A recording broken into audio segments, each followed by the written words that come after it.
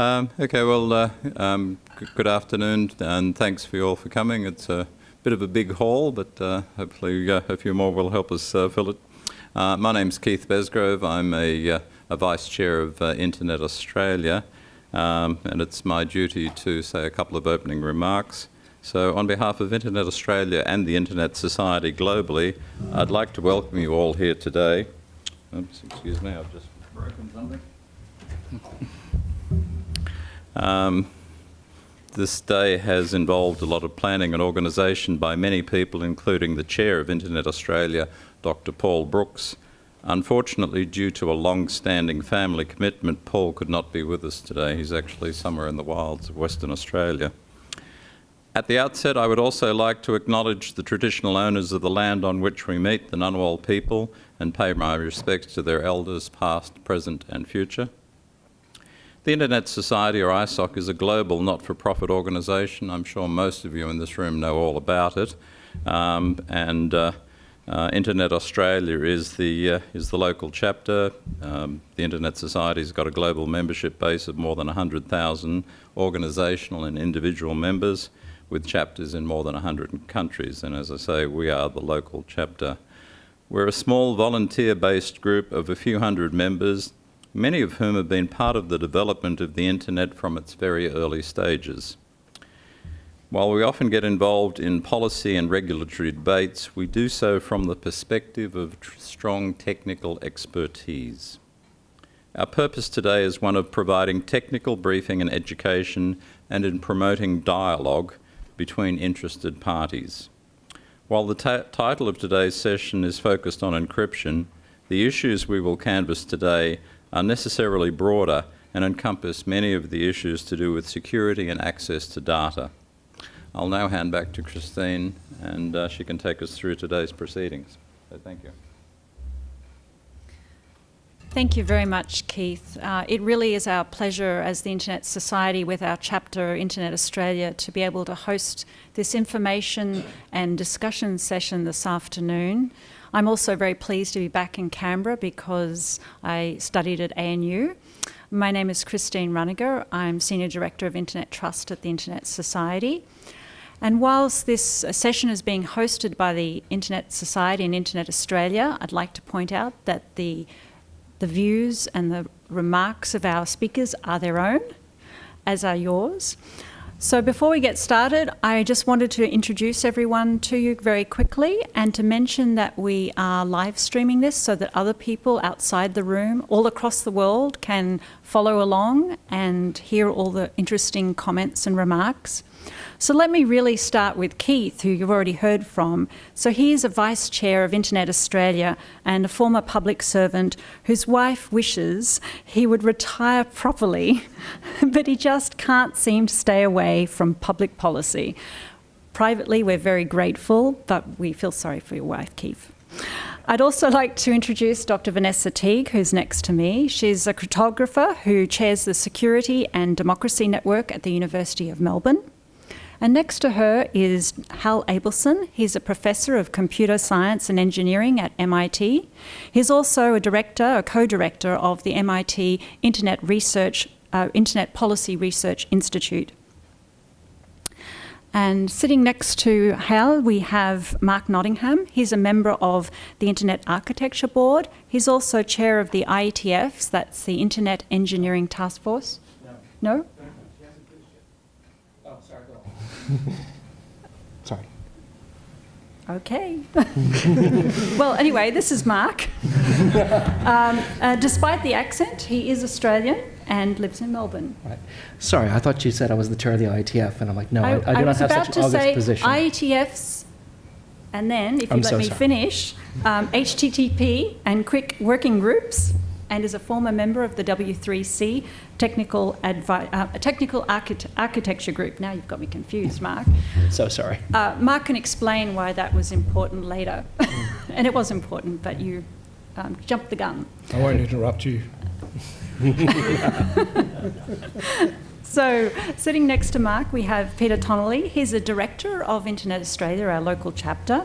He's a board member of Electronic Frontiers Australia and a senior technical fellow for Blueprint for Free Speech, a data and cybersecurity consultant, and the most embarrassing person in the world to his 16-year-old daughter. I know that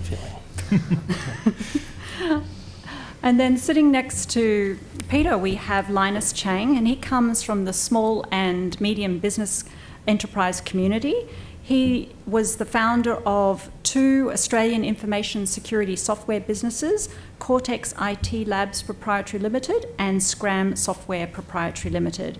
And finally, right down the end, we have Martin Thomson, who is an engineer at Mozilla and a privacy and security lead for the Internet Architecture Board.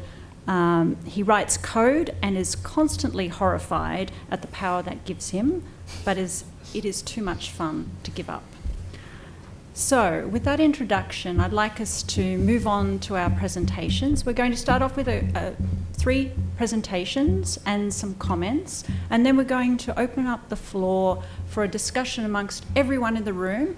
My colleague Ryan, who's sitting way back there, will be walking around with the roving mic, so please do feel free to contribute. We want this to be a very interactive discussion. So, without any further ado, I'm going to hand over to Vanessa.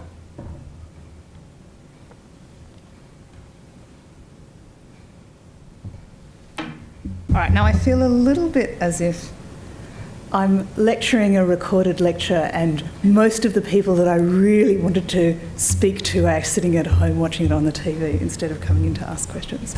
But since I see the true believers in the room, I'd like to encourage you to ask questions as you go, if you like. My talk is about, well, just a little bit of technical background to inform this discussion about what constitutes, what encryption is, what authentication is. And I deliberately chose the subtitle carefully, whether a particular decision is making us more secure overall or not. The first thing that I think you really have to understand about the internet is that making stuff secure is really hard. It's not just about the internet, it's about all kinds of other things like medieval castles. But everybody who's building software or everybody who's putting a service up on the internet is engaged in this constant, never-ending process of trying to build something that's secure, finding out that it has bugs, patching the bugs, and thinking about whether to add new features or whether the added complexity is bad for their security and so on.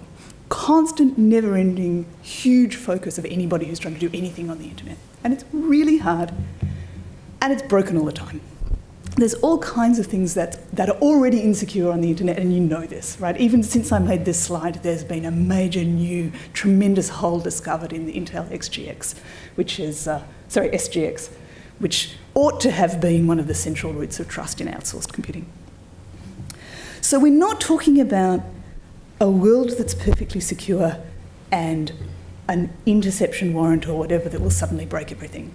We're talking about a world in which there's a constant, never-ending battle between people who are trying to make stuff secure and people who are trying to break into it. And we're talking about whether a particular decision will shift this probabilistic battle more towards the advantage of police officers trying to catch bad guys, or more in the direction of the criminals who are trying to use those same vulnerabilities to commit crimes against the rest of us. It's not obvious what the implications of any particular decision are going to be. Okay, so here's the one-slide primer on encryption. Encryption just means sending messages that are secret from everyone except the person you're intending to send your message to. So the idea is that before you send your message, you have to do something to hide it so that nobody else can understand it. This is called encrypting. And it uses a key, which in the modern world is a big number. Carefully chosen so that it's really hard to guess. And then the receiver has to unhide it somehow. This is called decrypting, and this also uses a big number, also called a key. Right? So I was only allowed to show this slide on the strict condition that I didn't try to explain it to anybody. Modern encryption looks something like this. It's maths under the hood. I promise that it will not be on the exam at the end of the lecture. But just to understand that in this discussion, what we're actually talking about when your computer is doing something, the thing that I'm representing by the cute little pink padlock is some maths like this. And it's hard to understand what it's doing, and it's hard to understand what the implications of tweaking it are going to be. All right, so what's end-to-end encryption, which has sort of emerged as part of the debate? I'd call it normal encryption, actually. I'd call it the thing that you think of when you think about how encryption is meant to work, in which the person you're intending to communicate with is the only one who has the key to decrypt your message. So here's the picture. Note the little matching key on the person at the other end of the internet. This big ball is supposed to represent the global internet, right? So you're over here, you're encrypting something, and you're sending it to a particular person that you think of yourself as talking to, who holds the decryption key for the message you made. So that seems like the way it's supposed to be. If anything, it's weird to think of what's not end-to-end encrypted. It's actually a strange new phenomenon of the modern world, at least modern being kind of last 30 years or so. A lot of the secure stuff we don't send directly to the person that we're intending to communicate with. We send it instead to some big multinational company like Facebook or Google or whatever. We encrypt it and we send it up there, and then they re-encrypt it with a different key and send it back. You all know that Google can read your Gmail. You might have an encrypted connection to Google, and then your friend who's reading their Gmail from you might have a different encrypted connection to Google, but Google can read all your Gmail. Facebook can read everything that you post up on Facebook. And then there's a little bit of complexity around the occasional end-to-end encrypted services that some of these companies also run. So you probably know that Facebook also runs WhatsApp, which is an end-to-end encrypted connection underneath Facebook. So they can see the encrypted bits going by, but Facebook doesn't actually hold the keys to your WhatsApp message. Okay, so far so good. So obviously these intermediaries get a lot of information. And I think one very clear end of this discussion is that asking those companies for information that they have, if you're a police officer with an appropriate warrant, is something that I think any sensible person agrees is a good idea. Right, so asking them just to collect and return with an appropriate warrant the information that they've already got access to doesn't seem to have any potential harm to system security at all. All good. And often they get a bunch of metadata for end-to-end encrypted services, you know, who communicated with whom and when and so forth. Great.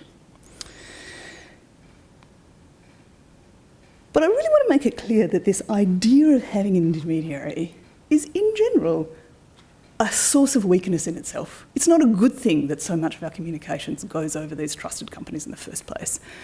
This is my favourite example. This is the West Australian internet voting system that ran in the 2017 state election in WA. Anybody vote in the West Australian state election? No? Anyway. If you're the kind of paranoid person who likes to check carefully that you're talking to the person you think you are, you would look carefully at the URL, which says elections.wa.gov.au, and you'd look carefully at the little lock in the corner, which indicates that you've got an encrypted TLS connection directly to your web browser. And you would think that it was all good. But when we looked under the hood of this internet voting system, expecting to see that the public key being advertised by this website matched the election commission we thought we were talking to, what we saw instead was that we were talking directly to an intermediary called encapsula.com. See up here in the top where it says Encapsula, you would usually expect that to say the Electoral Commission, right? Or the person who owned the website that you thought you were talking to. So this is weird, right? Why is this happening? Where's the Electoral Commission? Well, they're down here because this company is proxying TLS connections for a vast collection of different companies. So elections.wa.gov.au is here in between Double Star Casino and everygame.com. And what that says is that this company is acting as an intermediary for all the votes that the person is uploading. And they have the potential both to read and to change the votes on their way from the voter into the Electoral Commission. This is not a feature. All right, so that's enough about encryption and intermediaries. Now I'm going to talk about the other thing that matters to security, well, one other thing that matters to security on the internet, which is authentication. Okay, so authentication just means proving your identity. And there are lots of different ways that entities prove their identity on the internet. One is that the provider of your software or your device uses a digital signature on software updates or firmware updates to prove who they are and to prove that they made that update for you. The other thing that you're probably much more familiar with is that you authenticate yourself to your phone, often with a fingerprint or a PIN code or something, you know this. And finally, increasingly people use their phone as a method of authentication to some other service. You might be getting SMS messages about it, the second factor of authentication, or you might be running a little second factor of authentication software, little app on your phone. So, a lot of the proposals to get special access to encrypted messages actually involve authentication rather than looking at encryption directly. Again, you're not supposed to read the fine print of this slide either. This is a little example of how iPhone device security combines both encryption and authentication into the same mechanism. If you look, the most interesting two squares on this slide are right in the middle where it says hardware key and passcode key. So what's happening, that's a pointer, it doesn't matter, thank you. What's happening here is that when the person enters their PIN code or their passcode is combined with another key that is generated on the device, and those two things are kind of mushed together. Sorry, that's a technical term. And then that derives another key which is used to encrypt the files on their device. So Apple doesn't have the hardware key or the passcode key, and even someone who gets another way of reading the data off the disk can't decrypt without the passcode key. Okay, so now we have enough background to talk about the big example of targeted access, which is the San Bernardino Apple and FBI case. The FBI were asking Apple for a special software update that was properly signed with Apple's key in order to extract the data from just one particular phone. So think about this. They're asking Apple to use their method of authenticating themselves to the phone in order to bypass the passcode by which the user authenticates themselves to their phone, and then they're using that to get the key to do the encryption directly. And Apple argued that that software had an increased risk for all the other users of the system because if it fell into the wrong hands, it could be misused against other users. And this argument remains at the core of all of the decisions in this space, all the hardest decisions in this space, I think. I don't necessarily think that we have to agree about the validity of this argument. I'm sure everybody in the room probably has a belief already about whether that argument was valid or not. And if I picked one, I'd probably alienate half of the room. But I think what we really do need to do is think about a process for which we can have that argument and assess carefully whether a particular argument along those lines is a valid reason for refusing this kind of cooperation. All right, so in summary, this is my last slide. People do all kinds of tremendously important and sensitive things on their phone.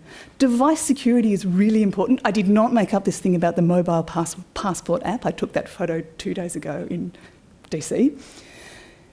It's really tremendously important that whatever decisions we make don't have a negative impact on the security of all the other people who use similar devices or other parts of the system.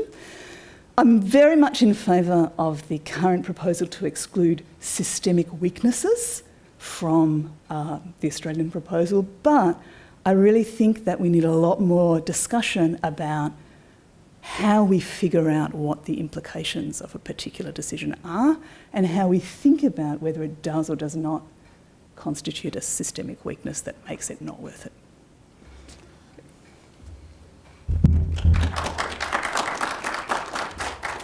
Thank you, Vanessa. I'm sure you have lots of questions for her, but we'll leave them all to the end.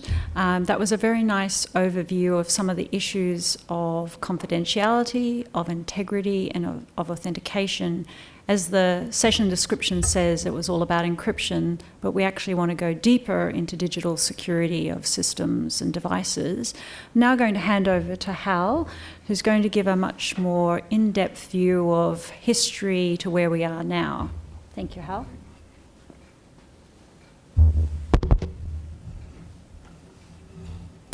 Okay, I'd like to thank the Internet Society for inviting me, and I'd like to thank Vanessa for her overview of encryption. Am I speaking loudly enough? Roger, you can hear me? Okay. I'm going to provide a complimentary overview of the ways that governments have tried to grapple with this conundrum of encryption. Let me start by, which is the green button? Not the one marked danger? There we go. There you see a quote by a high government official talking about the challenge of encryption, how this is a critical national priority that needs to be dealt with right away. You might take a minute and hazard a guess as to who that is, right? This critical priority that needs to be dealt with right away. That is a 1995 quote from Louis Freeh, the director of the FBI, who's saying much the same thing that you hear government saying today. And in fact, there is a 2015 quote by a later director of the FBI who's saying much the same thing as Director Freeh said in 1995, 20 years before that. And there was not much change and not much progress with this critical priority that had to be dealt with, or else the country was in jeopardy. So what I'm going to do, my talk is called 6 Slogans, because this issue is very difficult, as I hope you realize. In fact, it's so difficult that I think the appropriate way to deal with it is to give you slogans to work with. So our first slogan is that we're in the middle of a long debate. Governments have been struggling with this for 50 years, and we should not expect an easy, quick solution to this. Our second slogan is, as Vanessa said, this is an issue of security versus security. Not security versus privacy, but security versus security. And the issue is, how do we address the concerns of law enforcement without compromising the security of the global information infrastructure? And as many of us know, this infrastructure is fragile and insecure. And what we do not want to do is make it worse. I think Linus will talk about the many break-ins. You know all about the break-ins to data things. There's one every other day, and yesterday another 1 million accounts were compromised. Oh well, let's go on. And then how do you think about that? Are there 1 million people who need to think about changing their credit card numbers or something, or worry about their passwords? Well, the internet doesn't work like that. The internet is a global infrastructure, and things that happen on it matter. So, for example, there is a nice site which you can look at. That funny word, PWNED, is pronounced owned, is hacker jargon for saying, has my account been compromised and the data breached? And there's a site called Have I Been Owned, which collects the dumps of the sites that have been compromised, and you can type in your email address and see if your email has been compromised. So we can type in hal@mit.edu and ask if I've been owned. If you look on the bottom, one of the 5 billion accounts that have been compromised, and it says, oh no, I've been owned. And if you look in the lower, if you look at the end, you'll see that I've been compromised in 8 different data breaches. And you can check what you want. So, for example, the Massachusetts legislature conveniently lists contact addresses for the Massachusetts representatives. And there are 153 members' accounts, and I went and tested them against this. And guess what? 46 of those accounts from the Massachusetts legislature have been exposed. Conveniently, Australia also makes its parliament contract addresses exposable. And there are 225 members and senators of the Australian Parliament, and in preparing for this, I tested all those addresses, and all but 8 have been exposed. All right, think about that. And now you say, well, does it matter? So what? Does it matter? Well, 2 years ago, it was discovered that hundreds of U.S. electrical utilities have been compromised by Russian hackers. And they got to the point where they could actually throw switches to cause blackouts, not that anyone knows that it happened, or worse than that, compromise the electrical power grid by overriding it and damaging it. And how did they do it? Did they go to the employees of the electrical utilities? No. They went to the employees of the service companies that service the industry. So when you see one of these compromises, like the compromise of a contact address by a Australian senator, what accounts do those accounts have access to, and what accounts do those accounts have access to, and what accounts do those accounts have access to? And that's what you have to think about when you talk about the threat of data breaches on the internet. All right, what I'm going to do is give you a quick review of the way governments have approached this. I'm going to be talking about the U.S. government because that's what I know. The first response by government is keep it secret, right? Isn't that always the first thing that government wants to do, is keep it secret? This is Admiral Bobby Inman, who in 1979 was director of the U.S. National Security Agency, saying that the danger is unrestrained public discussion of encryption. So even public discussion of encryption is a danger to the security of the United States. In fact, when my lab discovered a major advance in security and cryptography, basically public key infrastructure, the NSA called our lab director and asked us not to publish it. And our lab director and Ron Rivest went down to Fort Meade and had a nice meeting with Admiral Inman who explained that publishing that paper was going to jeopardize the security of the United States. And I'm proud to say that our lab said, I'm sorry, we're an academic institution, we don't do that. The next strategy after keeping encryption secret is to keep encryption weak. And that is typically done using export regulations. And the slogan, since regulations change, is beware the ghost of regulations past. Let me explain that. Cryptography was kept weak during the 1990s in the United States. There was a level that you could export and a level that was for internal use. And the idea is the export one was good enough that the National Security Agency could break it, but not a danger.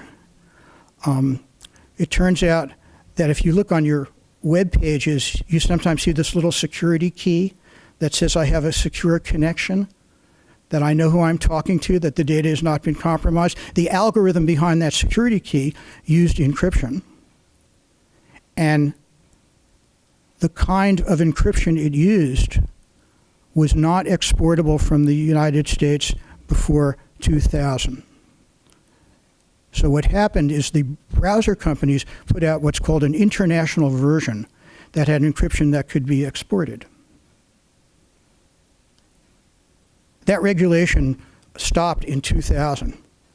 In 2015, the French cryptologist from INRIA discovered that the international version of that protection was easily compromised, right? So this was a regulation that could stop in 2000. A danger was discovered only in 2015.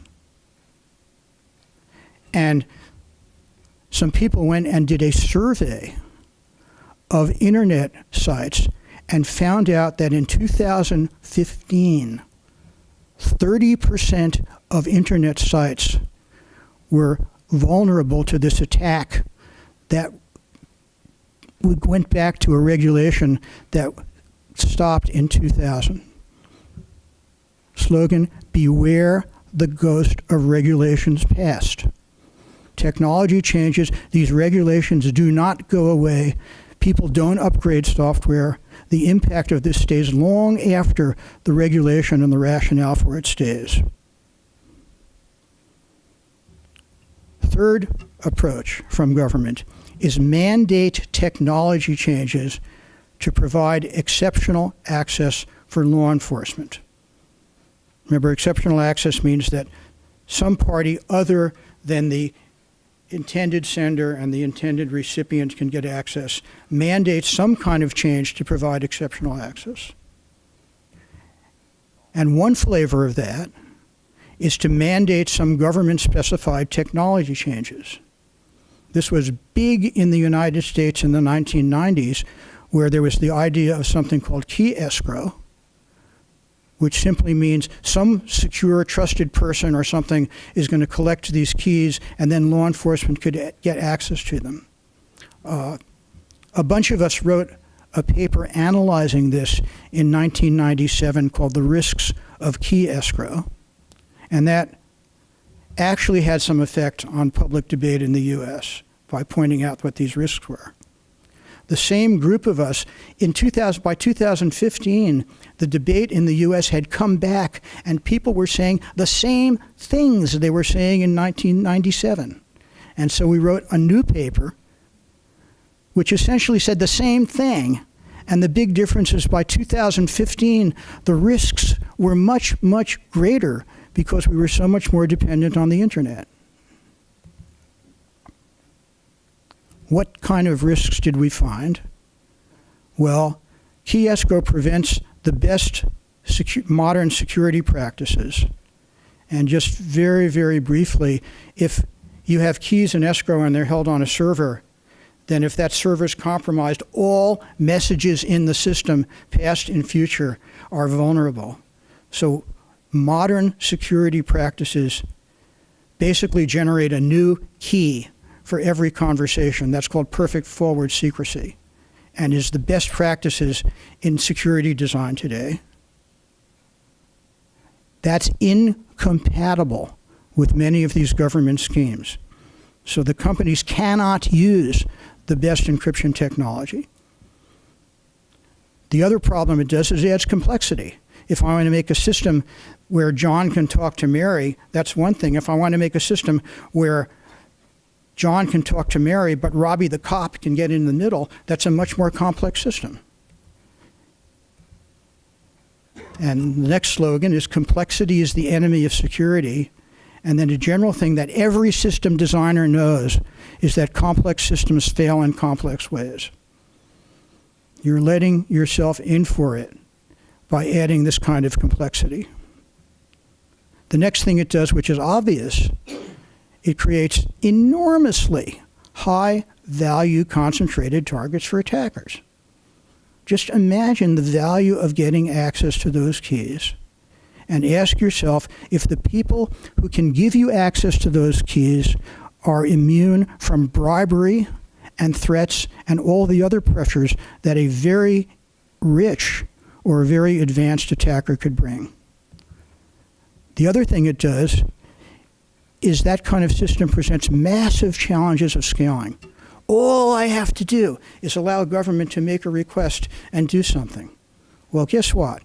In Australia, 2 years ago, there were 600,000 requests for disclosure under the Telecommunications Acts. Think about how your structure is going to cope with that. And then, of course, at the end, it raises real international problems. What's the next thing that people have done after mandating? And that brings us to where we are today, which is to mandate product changes and say the details are going to be up to industry to do it. The government's not going to tell you how to do it. We're going to tell you what you have to do, and you, industry, figure it out. And of course, the two examples are the UK Investigatory Powers Act and the draft legislation that was just published that people, I think, are thinking about today. The first thing to understand is no magic happened by this. The same issues of security practices, adding complexity, creating concentrated targets, scaling, and international coordination still happen in this. It's just we're kind of saying, well, industry, you guys figure it out. What do you want to do if you're going to be doing these mandates? What are the kinds of things you should think about when you're thinking about what to be like? The first one is don't mandate technical security vulnerabilities. Well, of course not. No one is saying that they intend to do that. The last thing we're going to do in this is mandate some kind of technical security vulnerability, but that might be difficult or impossible. One of the things we're trying to do at MIT is say, what are some rubrics by which you might try to measure these proposed solutions? The status right now is we have not identified anything workable. And as far as we know, no one has identified anything workable. The second one is don't compel providers to endanger more than the narrow target of what you're trying to do. Or to put it in my slogan word, don't compromise Peter to investigate Paul. It is easy to say that. It is very, very hard to convince yourself technically that you've come up with a system that obeys that. The next one is don't introduce regulatory disincentives to using secure systems. I'll give you an example. Vanessa mentioned the FBI in San Bernardino. One of the things that happened in that whole kind of controversy is the FBI sued Apple. When the FBI sued Apple, Amazon provided full disk encryption on the Kindle Fire. When the FBI sued Apple, Amazon removed full disk encryption from the Kindle Fire. Got enormous pushback from users saying, Amazon, you're destroying security on here. Amazon eventually changed that. They never admitted that this was the reason, but you can guess because of the timing.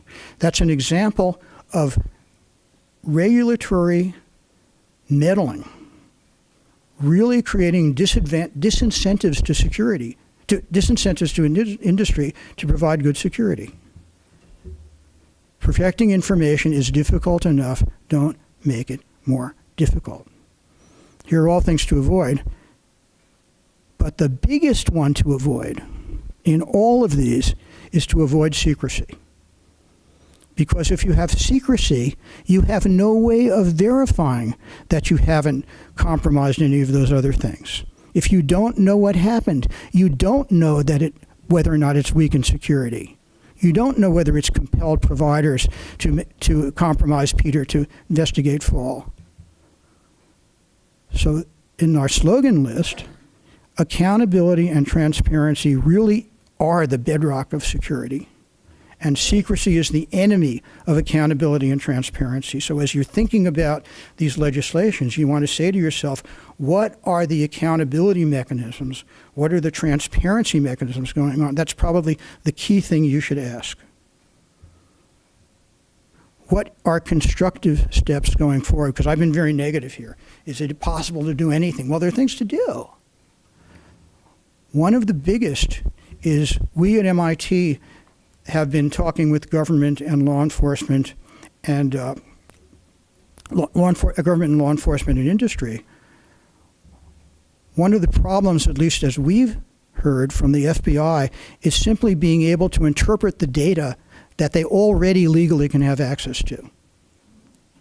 We had an FBI field agent who said he's spending his time writing format conversion programs in order to be able to read the data that the FBI can already get from industry. Well, one tremendously constructive thing to do is to work with industry to agree on providing better access to law enforcement, not through messing with encryption or things they can't get, but better access to interpret the stuff they can get. Provide tools, provide instruction. There is a real credible argument that making progress there is more important than thinking about security and encryption. One of the nice things about the current legislation is that there are the technical assistance notices which are aimed at that, and that is a tremendous thing to work on. Last slogan, go for the low-hanging fruit. This is low-hanging fruit. Don't ignore it. So summary, there's how to think about the encryption debate in 7 slogans. Right? This is a long-running debate. It's security versus security. Beware the ghosts of regulation path. Don't create new ghosts that are going to come back and haunt us 20 years from now. Complexity is the enemy of security. Don't compromise Peter to investigate Paul. Accountability and transparency are the bedrock of what we're trying to do, and secrecy is the enemy of these. And go for the low-hanging fruit. So there it is in 7 slogans. Good luck to all of us.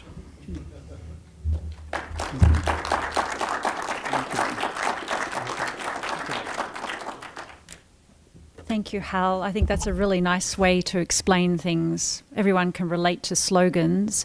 So we're going to take a bit of a journey away from MIT to back to Australia, and we're going to hear from an Australian entrepreneur. Linus, will you come and share some thoughts with us? This wallet contains my passport, driver's license, and tax returns. Is it better to keep this in a locked safe at home or store it digitally in the cloud? Anyone? Well, history shows us that data leaks from the cloud, and this information gets stolen every day.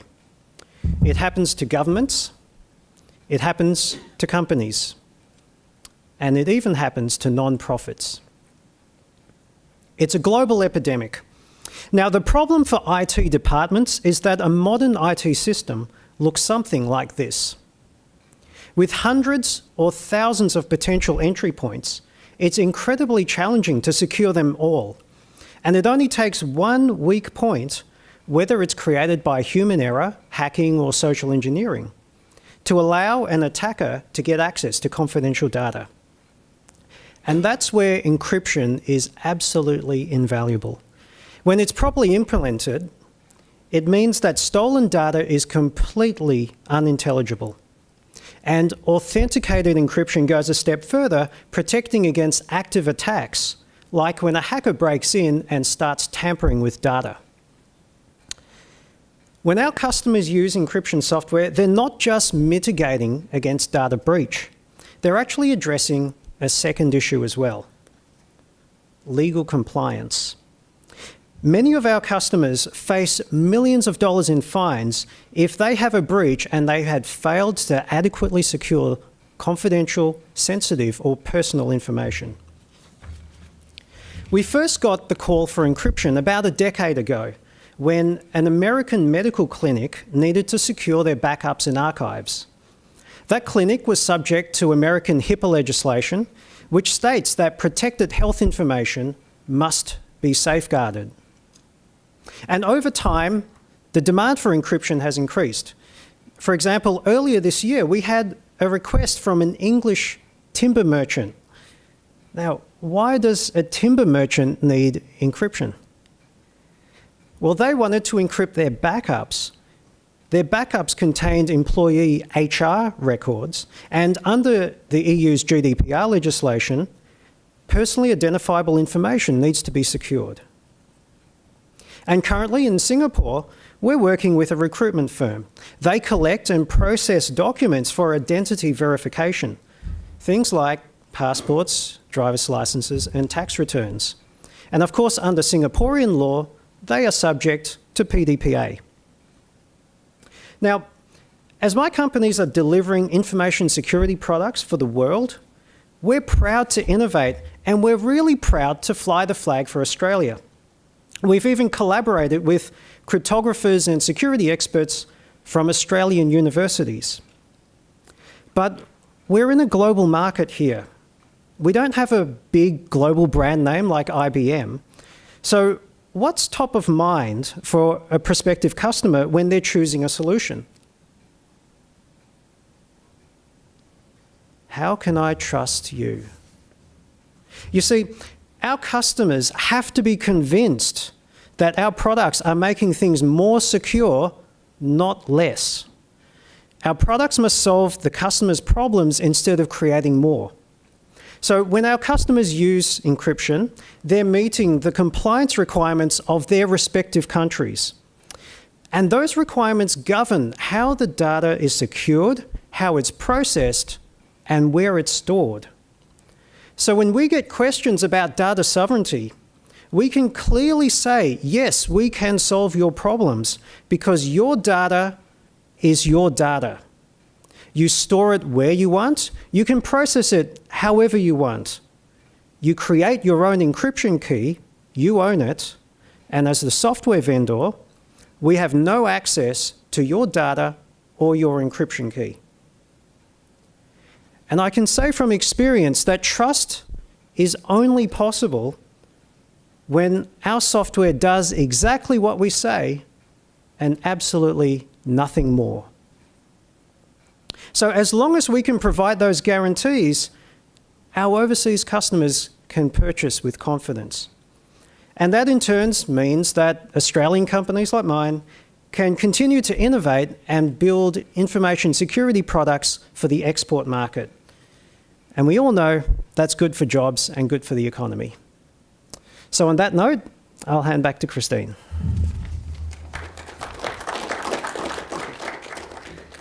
Thank you very much, Linus. It was really good to hone in on a business in Australia providing digital security for the rest of the world. Now I'd like to sort of take a step further out and look at the internet as a whole. And I'm going to ask Mark if you'll talk a little bit about what's driving the adoption of encryption on the internet. Okay. First, I should probably apologize to you. I was described as the chair of the IETF a couple of weeks ago, so I'm a little sensitive to that pregnant pause.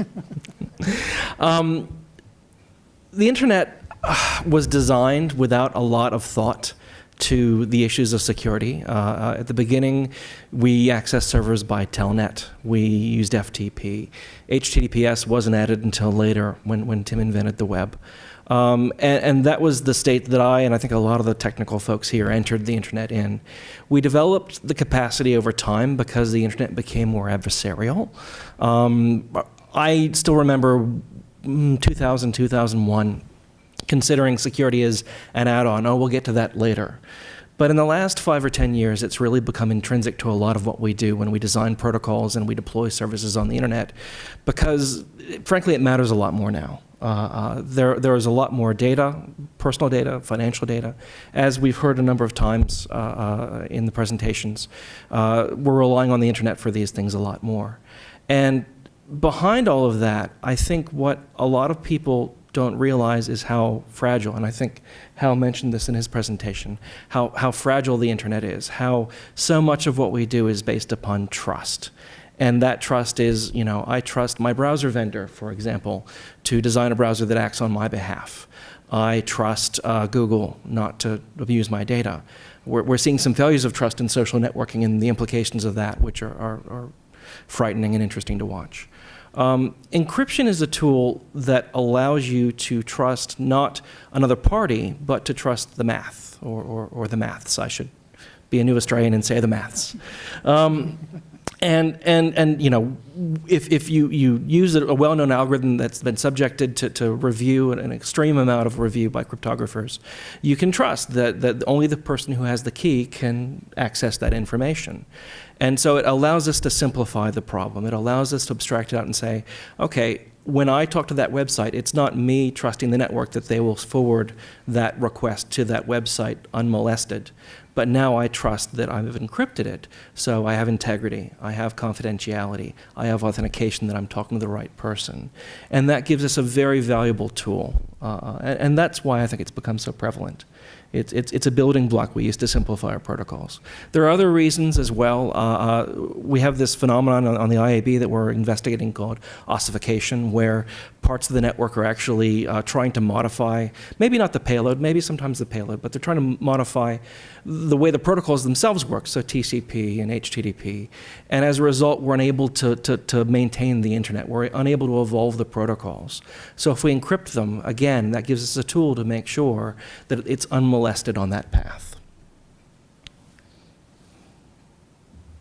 Thank you very much, Mark. And since you've brought up internet protocols, I think we really need to delve into one. So I'm going to turn to you, Martin, and say, well, TLS 1.3 is out. What remains? What's happened?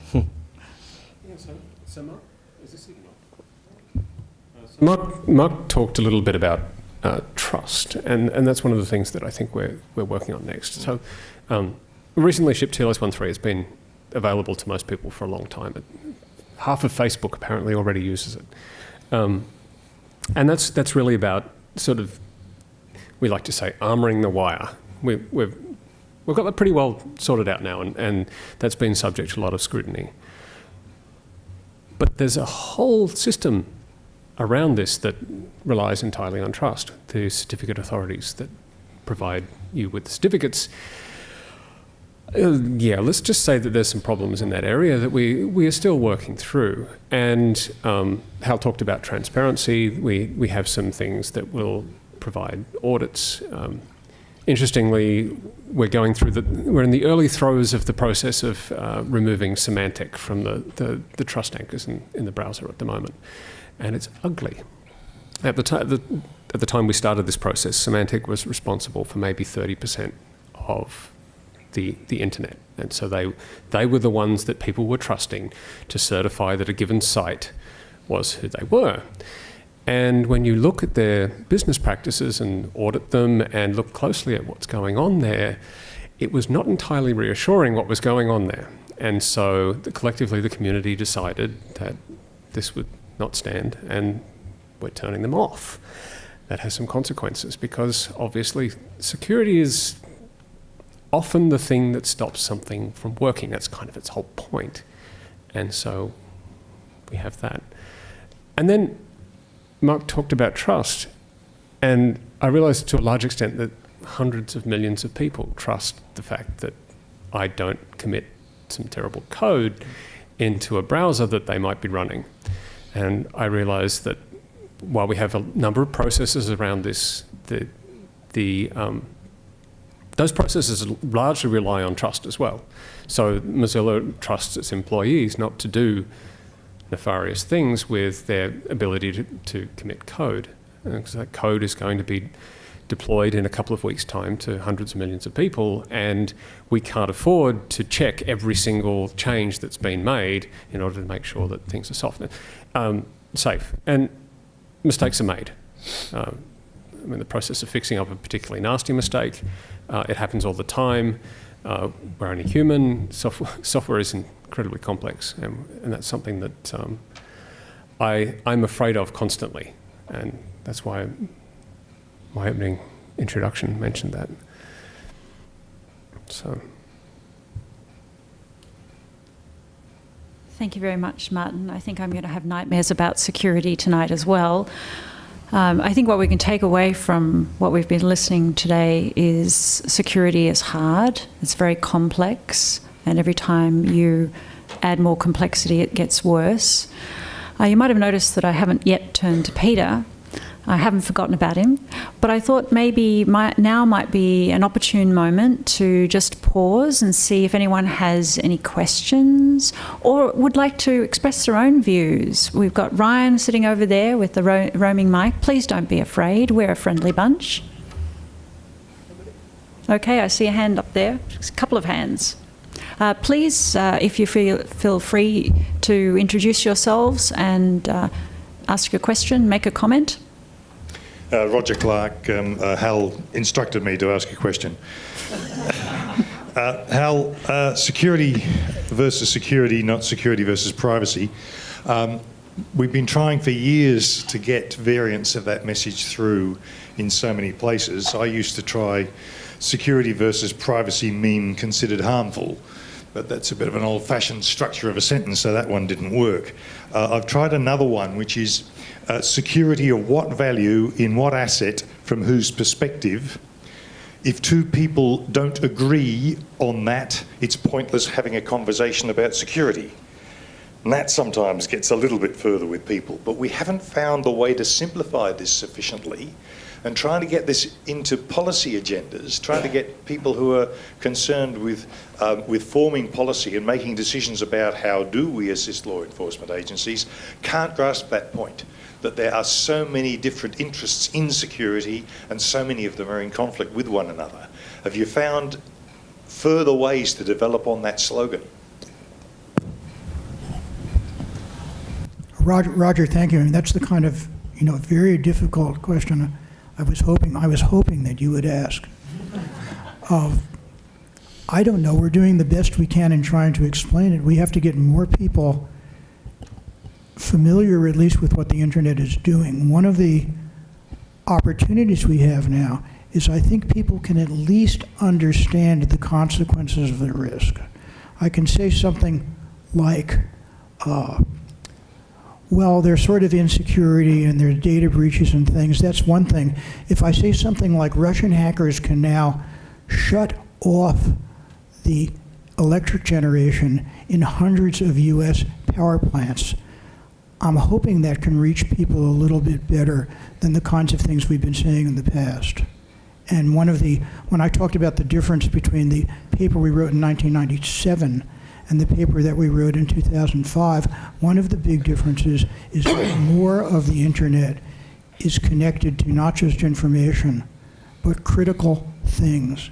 If I tell you things like it's already been demonstrated that you can interfere remotely with the steering mechanism on a Jeep Cherokee, maybe that's more meaningful to people than say your credit card is vulnerable. So I'm optimistic we can start to get that message across, but as you said, we've been trying for years and it's very difficult.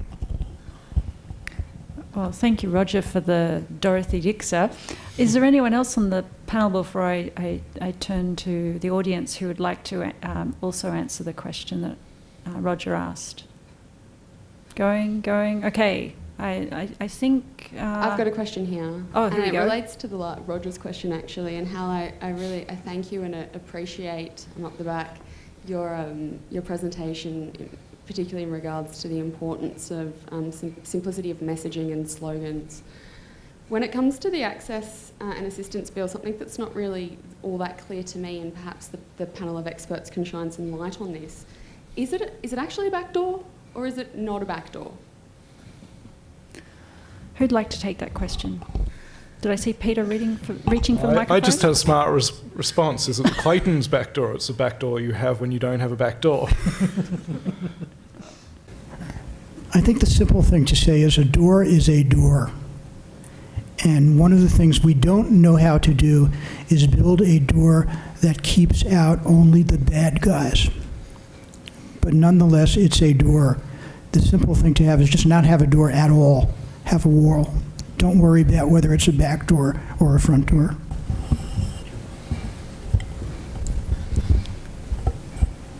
I think that the intention is to make the systemic weakness that is excluded the back door. And I think that's a good intention, but I don't think it's defined well enough to be useful at this point. I think we need a much better definition of what that is and a much better process for responding to any particular request with a valid argument that that would induce a systemic weakness and can therefore be refused. Mark? So, personally, I think backdoor is such an emotive term, it's probably not useful in this scenario. It's pretty clear the intent of the legislation is not to attack encryption or not to require people to weaken encryption. That's great. But as we were saying earlier, encryption is one little tool we use to get certainty in one area. And then there's this entire trust ecosystem of how the internet works, where we still trust all these different parties to act in certain ways and to honor their contracts and to behave in predictable ways. And it seems like the legislation covers all of that. So there's a discussion to be had about that. It's not an attack on encryption. Great. There's still a big discussion to be had. Regardless of whether it's a front door or a back door, having a door is going to have serious repercussions for companies like mine. Some of our customers from certain countries, their data cannot leave that country, and we have to provide a guarantee that there is no door, that the data stays in their country and that it cannot be exfiltrated into Australia. So regardless of whether it's front door or back door, it's still scary.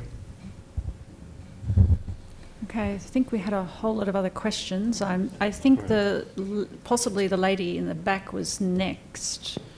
I'm having trouble keeping the order, so I apologise. But hello, my name is Karen, and I'm a student of cybersecurity.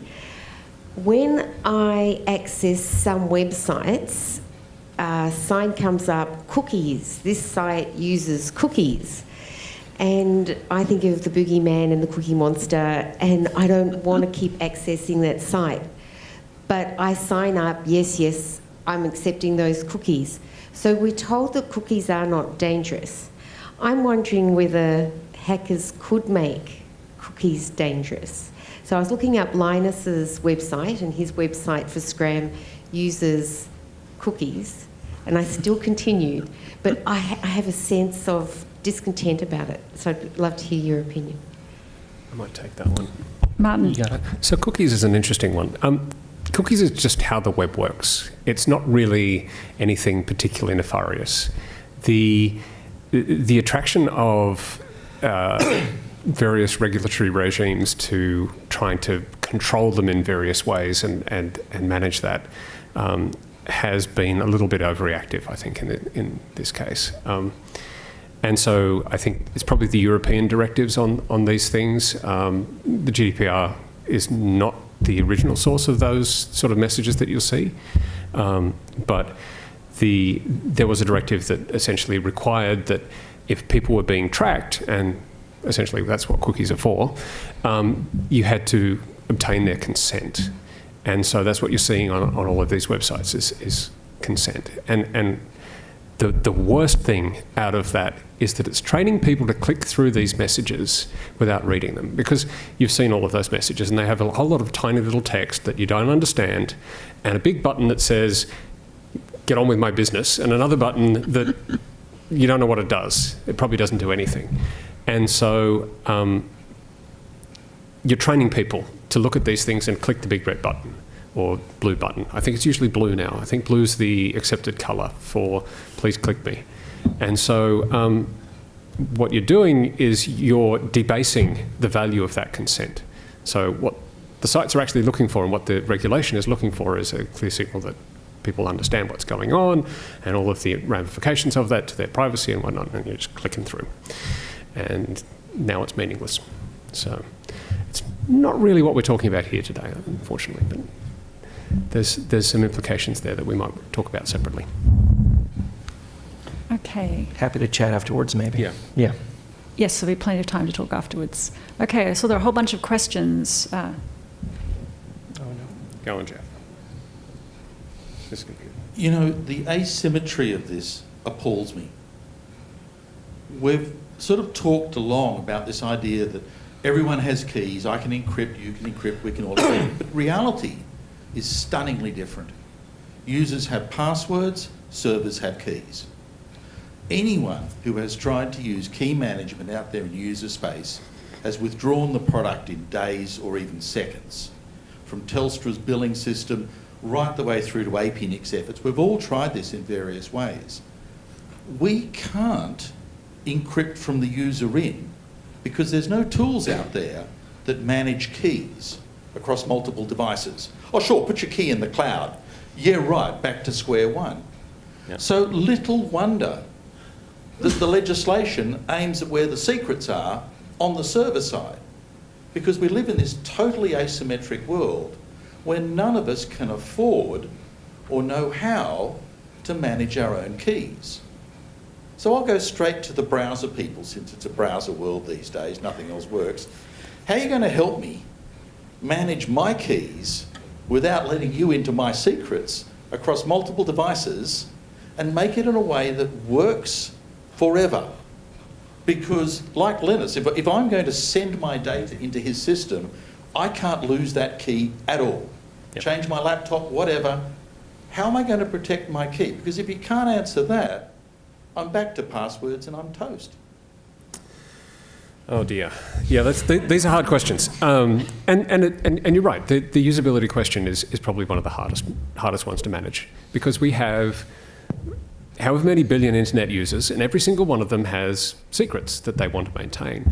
And let's face it, if you're going to be visiting the 100 or so sites that the average internet user visits and have unique passwords for every single one of them that has enough entropy that no one else can guess them, that's never going to happen. And so our recommendation is pretty firmly along the lines of using password managers, where you have one master password that gets you into that password manager, and that password manager exists on all of your devices. We have one of these. There's a number of them. They're all usable to some extent, and I agree with Jeff that this is not entirely perfect. There's some fairly significant improvements coming in operating systems to aid with this, because people understand how critical this all is. But ultimately, that's the recommendation that we have: is you have the password manager, you have the golden key for the password manager, and as long as that's secure, then you have some level of reassurance. We also have a mechanism whereby you can print out a page and stick it in a safe somewhere in case all of your machines get stolen or what have you, and you can bootstrap back up again from that piece of paper. But these are seriously hard usability problems, and this is part of the whole system is fragile angle on this one, is that we're not entirely sure that that's the best answer to that question. But it's what we got. Trust? Isn't it also trust on the group that make the password manager? Right, and of course... so we keep coming back. We keep coming back around, and we have some processes that we're working on to sort of remove the lower the level of trust down to something that's a little more palatable. But right. I have to say, when Linus's presentation came on, the first thing that came to mind was 1Password is a very popular, very good password manager. It's made in Canada. And if Canada has legislation like this, now there's a little bit of doubt in your mind about whether I can trust 1Password anymore. That would be a loss, I think. Did you want to talk about web authentication? Yeah, so web authentication is something that the browsers are doing to further strengthen this. So you have a password with the site, and the password gets stolen. This is routine practice, as you saw with Hal's talk.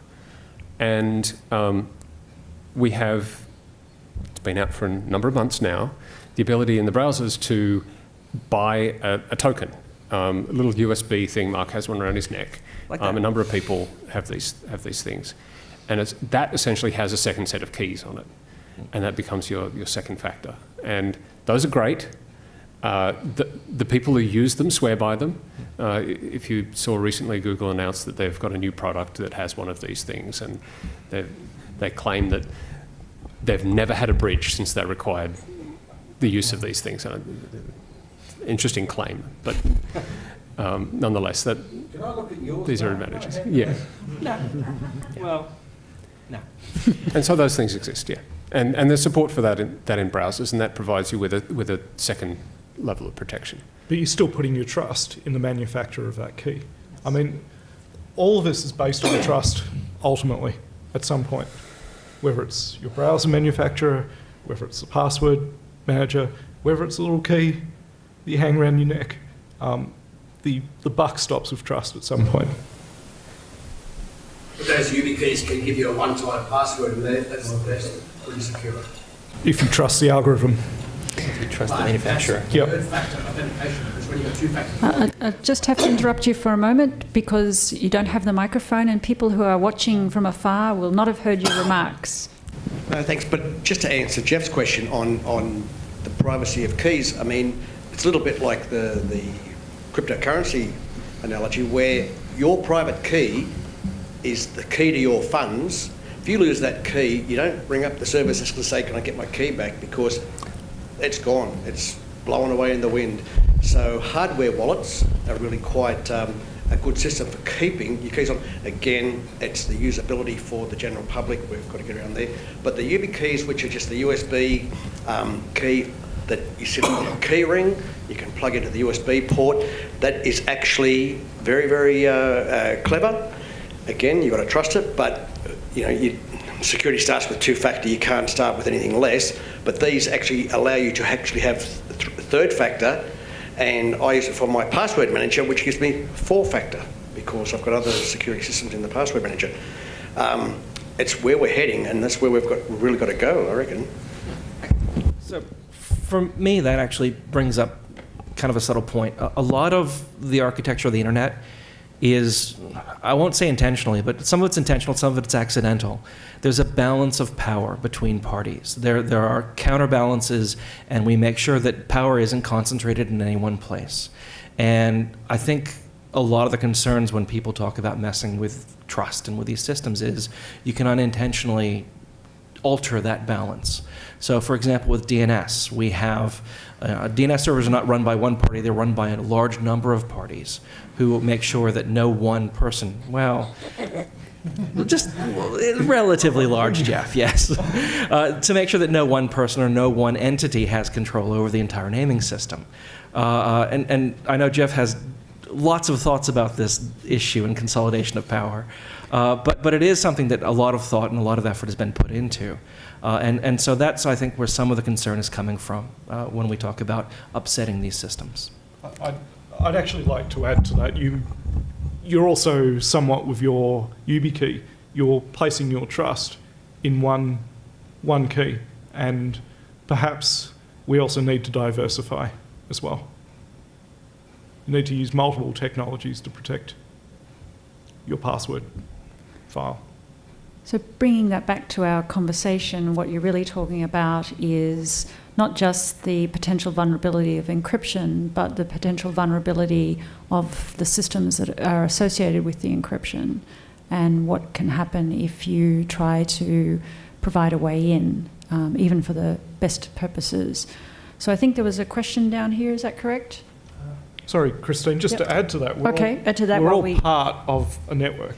This technology, the internet, is just so complex. We have so many actors involved that there are so many places where things can go wrong, or there are so many places where bad actors can be involved.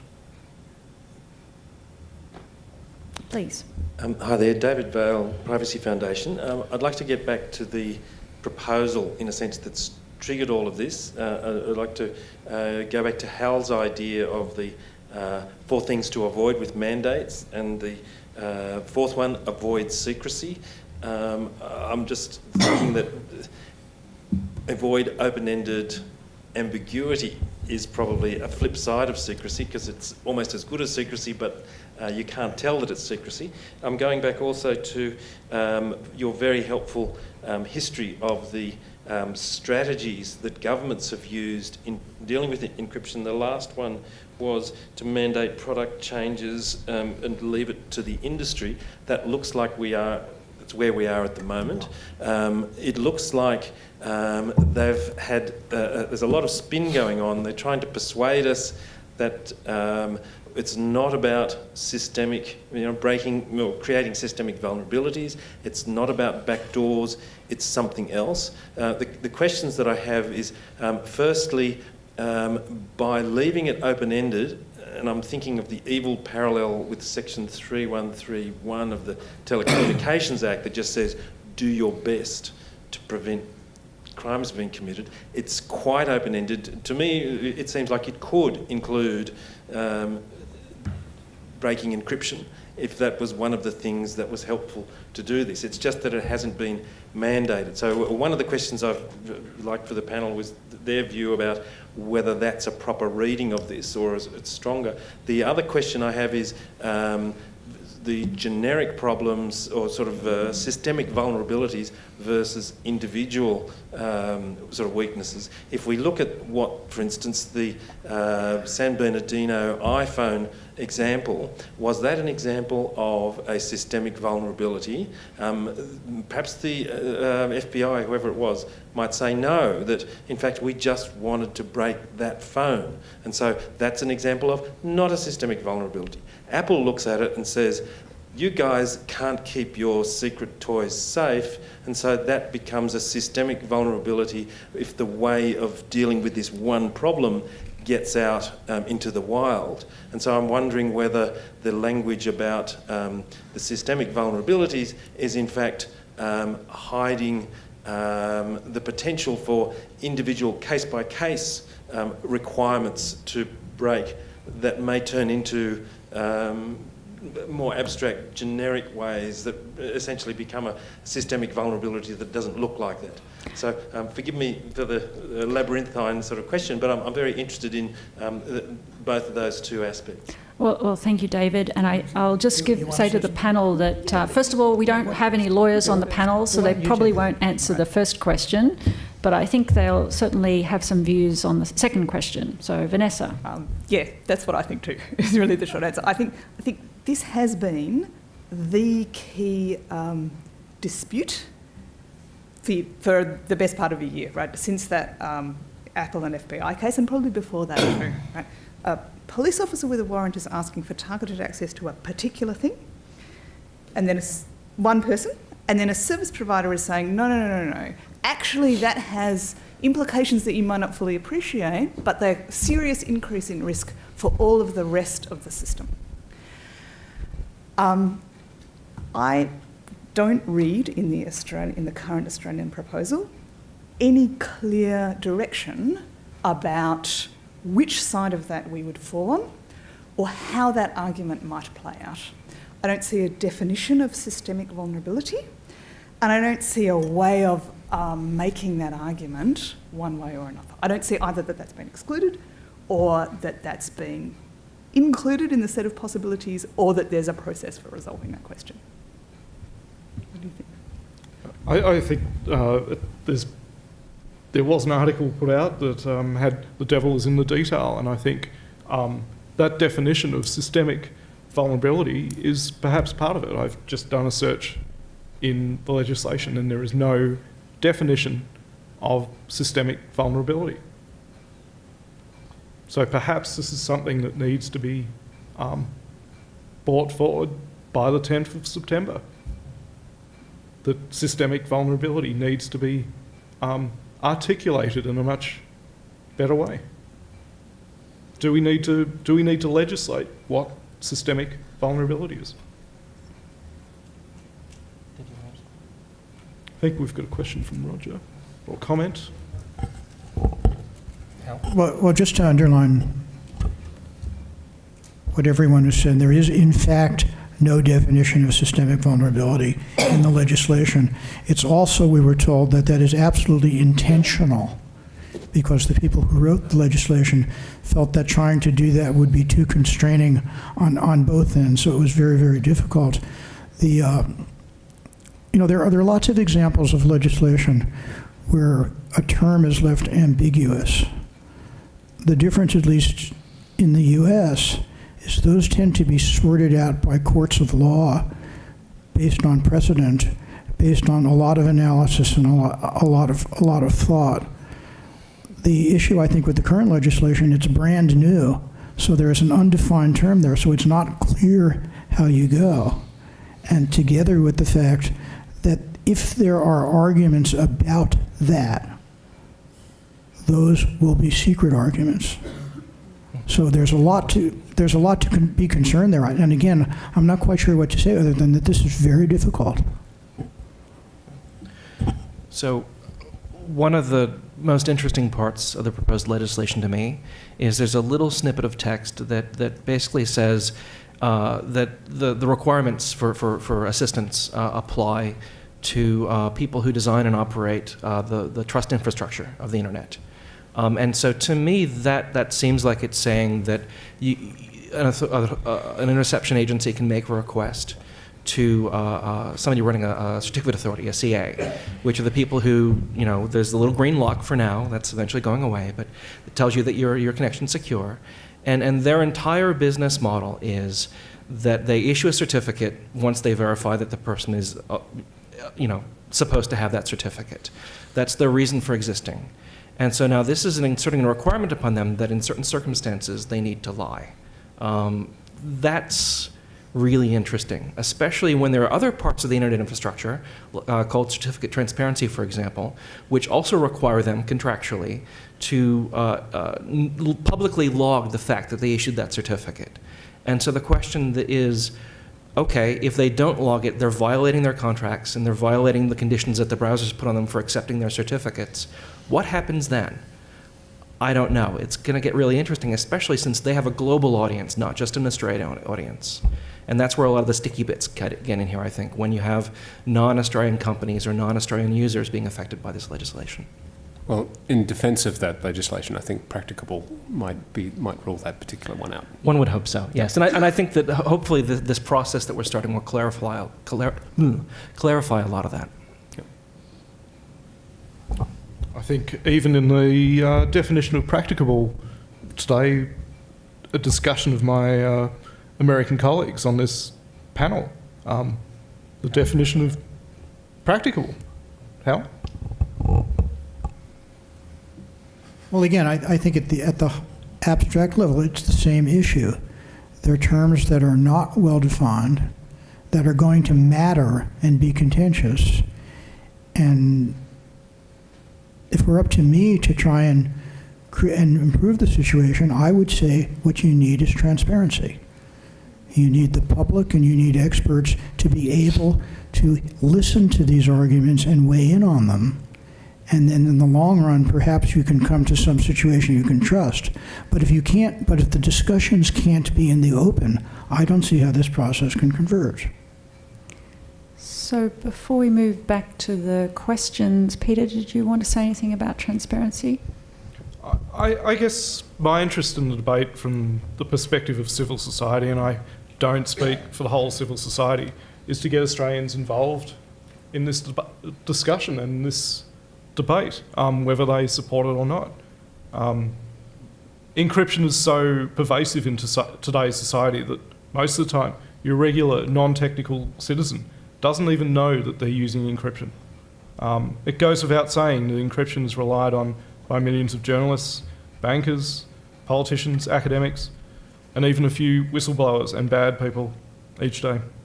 There are free public courses being advertised in Melbourne tomorrow, where people with a little bit of technical nous can build their own secure messenger in under 3 hours. Hal's Lab has developed a point-and-click programming language that children can use called App Inventor. And there's a recipe for a point-and-click program in App Inventor that can create a secure messenger in only a few hours. I don't think we can legislate against creativity like this, nor do we want to be in a society that does. From an outsider's perspective of civil society, a common response to a new law or regulation is to think of a number of ways that the new law could be worked around and then put in a position where the law is flawed because it won't achieve 100% coverage of fixing the perceived problem. That's a very black and white engineering response. And I think to have constructive discourse with government, we need to provide more nuanced response, perhaps with the costs and benefits of what's been proposed within the legislation, as well as concentrating on, I guess, proposed suggestions rather than a black and white engineering response. And similar to what Vanessa and Hal discussed, I think we need to have a frank and perhaps difficult discussion about the implications of legislative effects on digital security versus digital security. Polls repeatedly tell us that citizens feel disengaged with this government.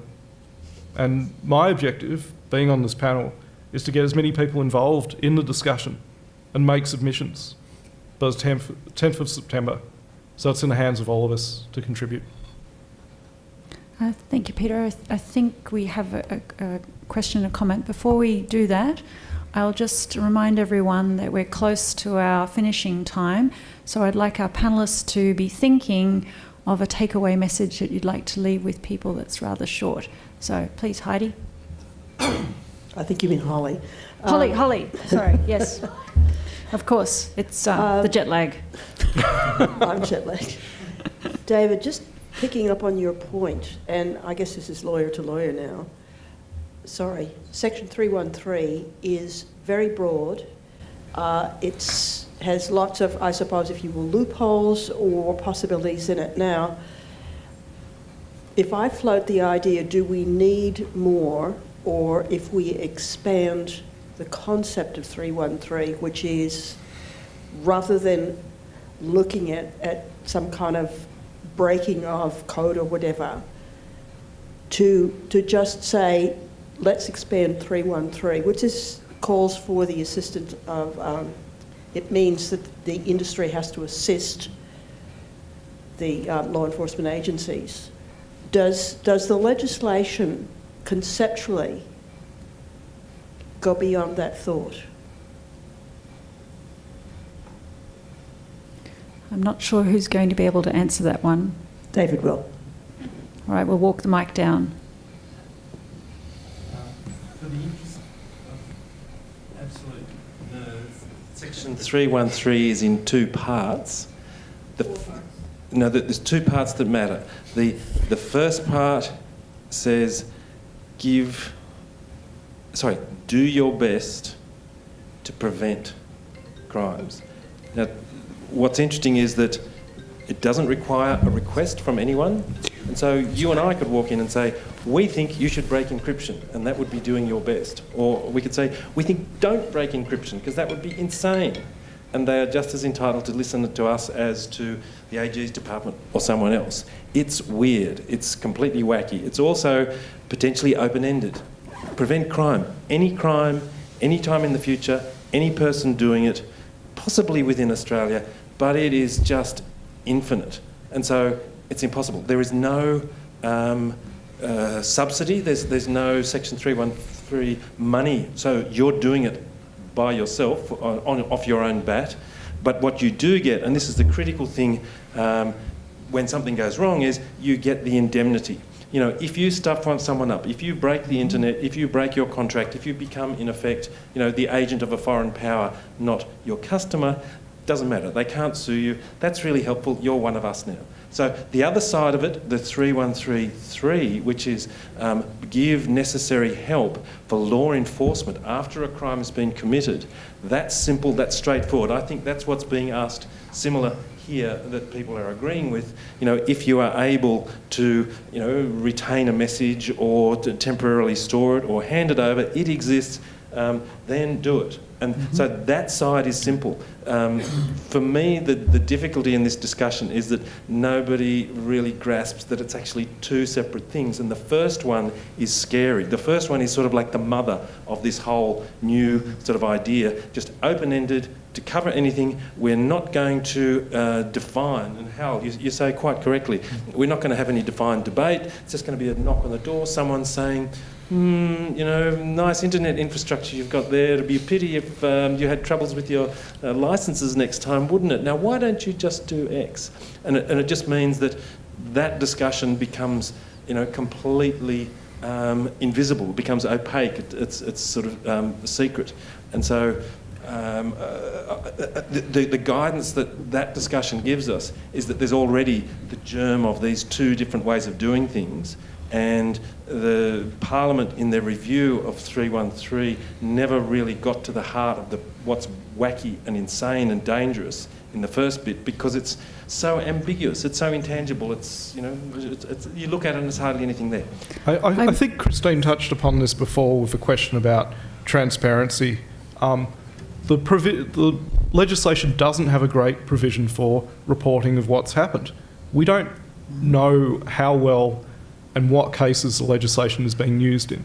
We know, I believe that the legislation has provisions for reporting how many times it has been used, but there's very little more information about that. And I think in the interest of transparency, we need more reporting about that. We need to come back to this legislation to see how well it's working. Is it effective? Is it going over the mark? Because it is very broad, and that broadness can go either way. It can go over the mark. And I think for transparency, we need better reporting on how this legislation is being used? I'm just going to interrupt you, David, because you don't have a microphone and people who are far can't hear you. And also for those of you who are here, you might have been afraid you were coming to a super technical math talk, but it turned out it was a super technical legal talk from the room. You should never give the microphone to lawyers. Okay, so we have Keith, and then we have a couple of people at the back, and then I think we need to wrap up. Keith Besgrove again. I just wanted to pick up on Peter Tonoli's point that he made earlier about trying to encourage people to participate in the debate, make submissions and engage with government. When we look at this draft legislation and the explanatory memorandum, there are certainly things that we should be concerned about, the open-ended and somewhat ambiguous nature of the obligations that may be placed on industry is cause for concern, and we've heard in considerable depth from our speakers and from the questioners just what the nature of some of those concerns might be. I'm probably the only person in the room who'll say this, but the explanatory memorandum also includes many things to admire. It is very clear that the government is learning by doing, and that governments in Australia are learning by doing as they go along. David Bale and I were commenting earlier on how much less clumsy this approach is than some of the things that governments were doing 4 or 5 years ago.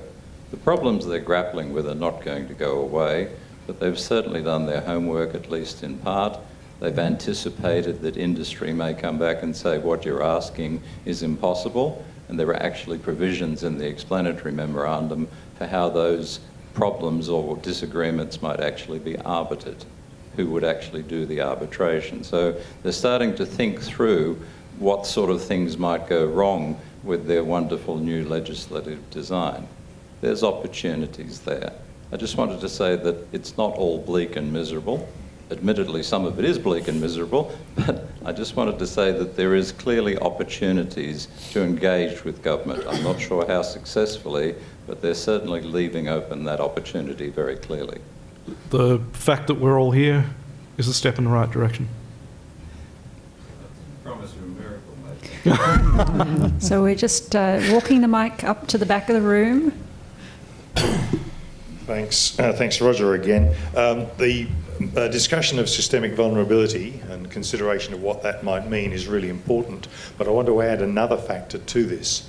There's quite a lot of elements in the bill that can't afford to be read standalone, because they intersect with a lot of other areas of law, and we've got to somehow probe around and work out what the meaning of the complete edifice will become once these new capabilities are there. Just to float one that's been exercising my mind, not enough yet though, I haven't solved the problem. Supposing there were already provisions that authorised government agencies to hack, break in, implant spyware.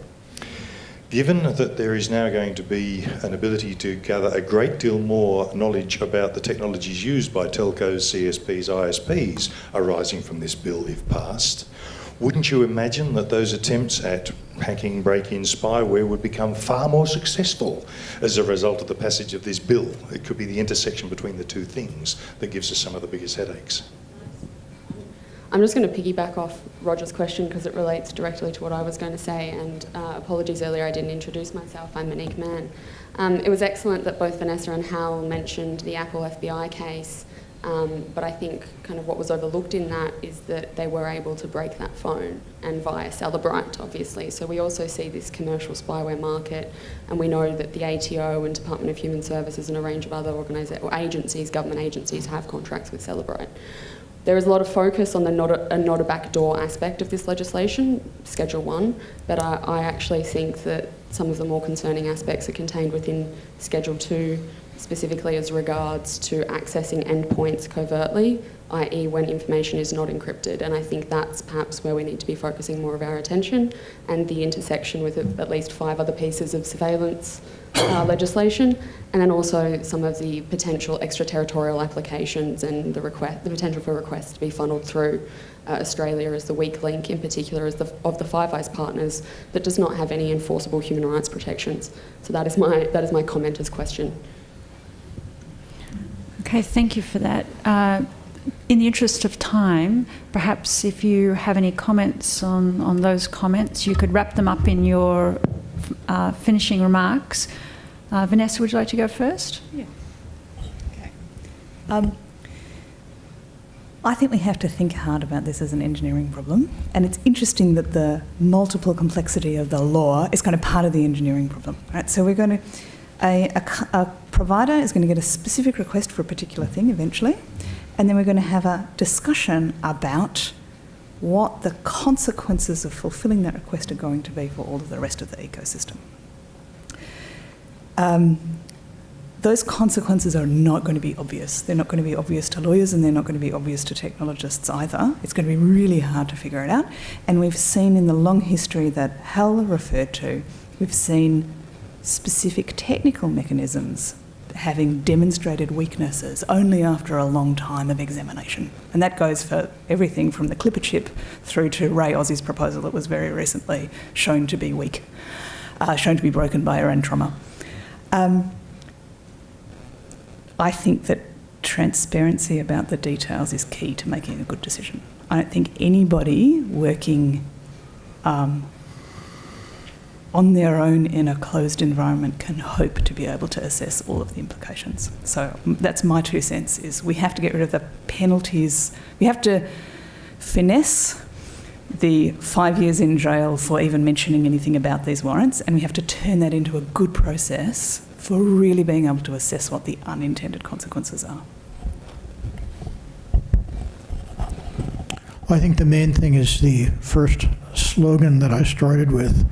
We have to understand that this is something that governments have been wrestling with for at least 50 years, and we should not expect a quick solution.